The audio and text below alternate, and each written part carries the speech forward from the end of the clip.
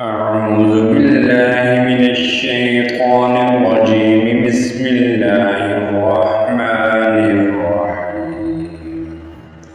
الرحمن علم القرآن خلق الإنسان علمه البيان.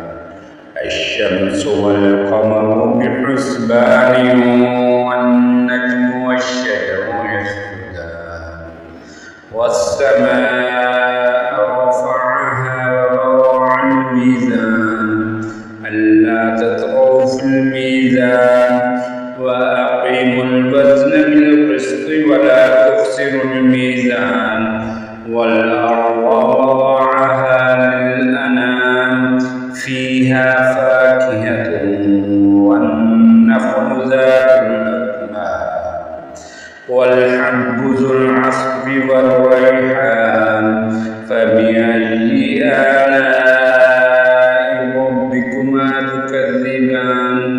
خلق الإنسان من صلصال كالفخار وخلق الجان من مارج من نار فبأي آلاء ربكما تكذبان. رب المشرقين ورب المغربين فبأي آلاء ربكما تكذبان. مرج البحرين يلتقيان بينهما برزخ لا يبغيان فبأي آلاء ربكما تكذبان. يخرج منهما اللؤلؤ والمرجان فبأي آلاء ربكما تكذبان. وله الجوار المنشآت في البحر كالأعلام فبأي آلاء ربكما تكذبان.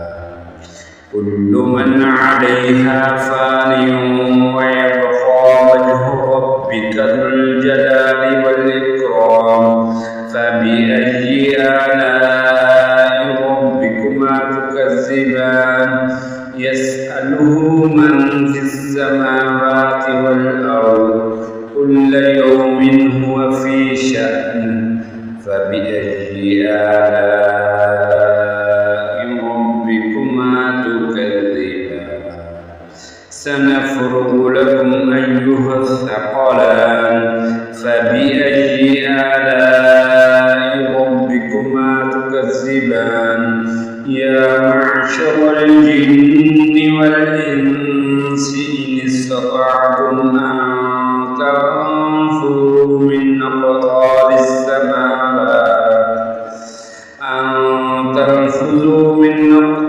السماوات والأرض فانفذوا لا تنفذون إلا بسلطان فبأي آلاء ربكما تكذبان.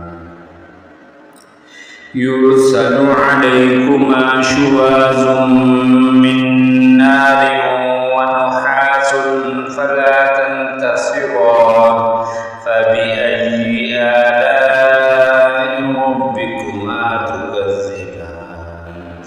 فإذا انشقت السماء فكانت وردة كالدهان فبأي آلاء ربكما تكذبان. فيومئذ لا يسأل عن ذنبه إنس ولا جان فبأي آلاء ربكما تكذبان. يعرف المجرمون بسيماهم فيؤخذ بالنواصي والأقدام فبأي آلاء ربكما تكذبان. هذه جهنم التي يكذب بها المجرمون يطوفون بين بينها وبين حميم آن فبأي آلاء ربكما تكذبان ولمن خاف مقام ربه جنتان فبأي آلاء ربكما تكذبان ذواتا أفنان فبأي آلاء ربكما تكذبان فيهما عينان تجريان فبأي آلاء ربكما تكذبان فيهما من كل فاكهة زوجان فبأي آلاء ربكما تكذبان متكئين على فرش بطائنها من استبرق وجنى الجنتين دان فبأي آلاء ربكما تكذبان فيهن قاصرات الطرف لم يطمثهن إنس قبلهم ولا جان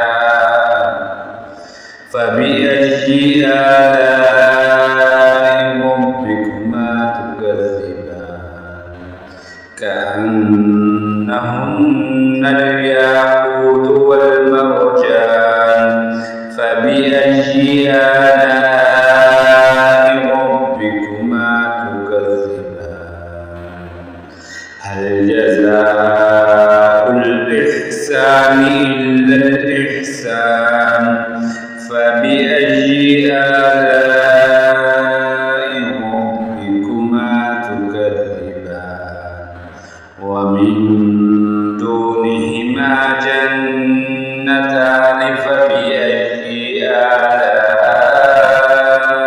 ربكما تكذبان